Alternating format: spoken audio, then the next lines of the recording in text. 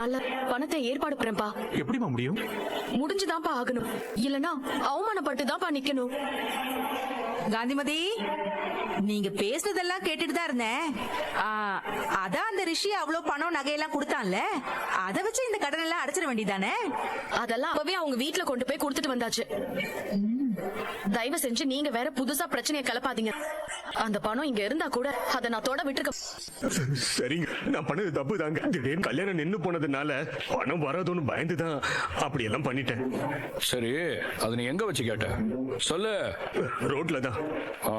அது எத்தனை பேர் வேடிக்கை பார்த்திருப்பாங்க? அக்கம் பக்கத்துல இருக்கிற எல்லாரும் பார்த்தாங்க.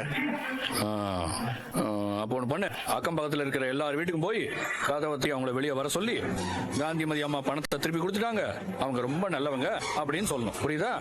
அது எப்படிங்க முடியும்? ஓ, அவங்கள ரோட்ல வச்சு அசிங்கப்படுத்தினப்போ இது முடியாதா? ஏய், போறியா இல்லையா? நான் போறேங்க. எதுக்கு பரமா இதெல்லாம்?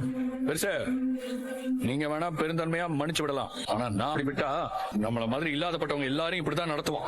ஆமா, நான் சீக்கிரம் சொன்னா நீ என்ன போட போறேன்னு ரொம்ப ஆர்வமா இருக்கிறோம். சீக்கிரம் சொன்னா. சொல்லு பரமா. இளமதினு அவ பேரை தாண்டா பச்சை குத்த போறேன். மாப்பிள, உனக்கு கிறுக்கு பிடிச்சு போச்சா?